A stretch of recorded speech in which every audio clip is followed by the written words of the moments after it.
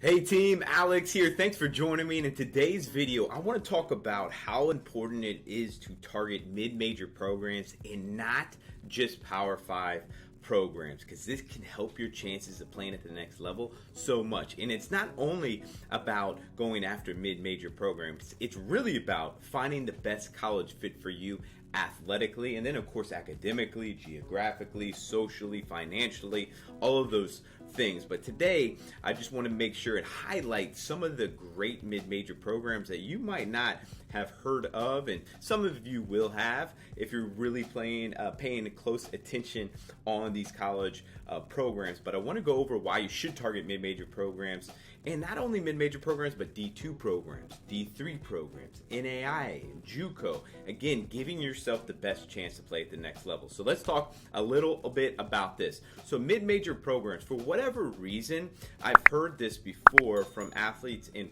players. It's like, oh, well, it's like a mid-major program, like it's like not competitive versus a Power 5 school in the SEC or ACC. Guys, mid-major programs are very, very competitive and compete and beat Power 5 schools every single year. I mean, Coastal Carolina, who's a top 15 mid-major program, won the College World Series a few years back. Also, great facilities at these programs, 90% less of over-recruitment.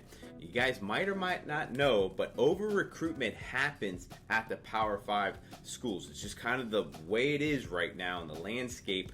And there's a lot of factors involved with why that is, but ultimately it's not good for the athlete that's coming into the program, because it almost turns into a tryout, and you're not really on the team until you have proven yourself and that you can add value, especially if there's 40, 50, 60 guys there at the fall. That's a really tough position, and it's just so competitive. There's so many amazing athletes at the Power 5 programs. That's really tough to contribute sooner. So better chance to contribute sooner at a mid-major program. Not that they're not as competitive, but they're just, it's more family like. Honestly, you are close knit. Not that Power 5 schools are not, but it's just harder because they're bigger schools, bigger programs, etc. It's got a little bit more of a pro ball feel to it, where the mid-major programs, it's just a closer knit program from my experience coaching and playing at them. So playing competitive schedules, like I said, Power 5 schools, very competitive. You got a chance to win a national championship every single year. It's not like football where you have a mid-major 1AA team. You're not winning a national championship. It's going to be probably one of those Power 5 schools, where college baseball, mid-major Division I programs got a chance to win a College World Series every single year. So consider that, and let's dive into the top 15 programs, mid-major programs at Division I. And the first one, and I should caveat, is I've put this list together based off the last few years of how these college programs have been doing. So a little bit historic, but not like just last year, but really like the last 5 to 8 years that they've been doing, and definitely some newcomers that have been here as of the last few years. So let's get into number one, East Carolina University in Greenville, North Carolina. I mean, just an amazing program. Has always historically been really, really good, and it's been so close to the College World Series. Hopefully they get there soon. I'm rooting for them. And then we got the University of Southern Mississippi.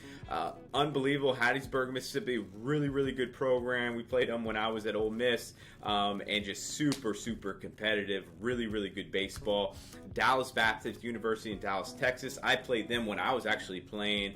Very good program there in Dallas. And not to mention, all these schools get guys drafted out of their programs each and every year. The University of Connecticut.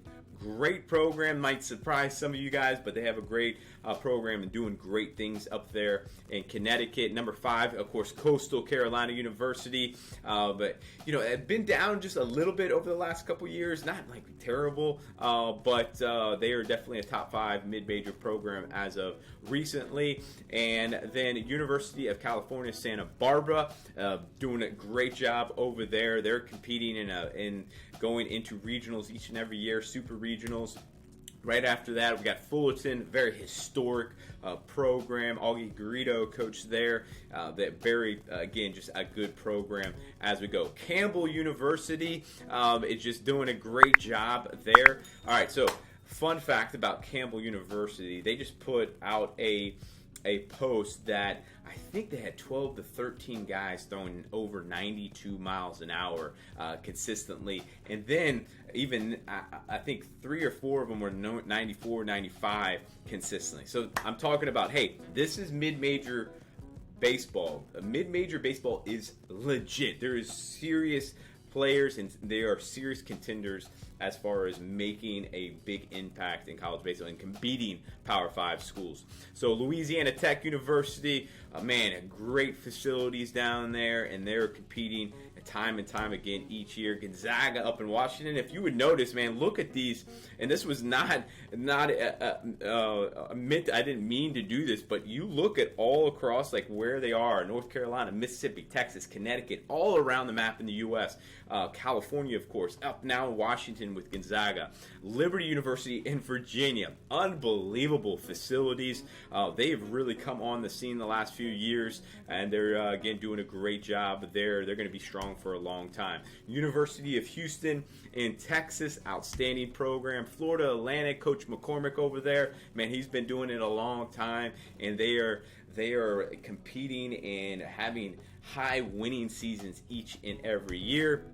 Central Michigan University, that come on recently, like Campbell, really, man, surprised a lot of people how far they went last year in the playoffs and had some thumpers, guys on the bump that were throwing it gas 95, 96, 97 miles an hour. And here on the 15th, Missouri State University, I played against them and coached against them when I was coaching and playing. Historically, they've just been so good and so well coached over there for, man, really the last 15 years. And I'm thinking about putting a list of 50 top mid-major programs, because the thing is, the majority of Division I programs are mid-major programs. If you think about it, the Power 5 schools, they are really about like, I don't know, around 80 schools, right around, give or take a 10 or so there. So there's 80 programs where there's almost 300 Division I programs. So there's a lot of mid-majors, and I'm thinking about putting 50 of the top mid-major programs together. Let me know if you guys are interested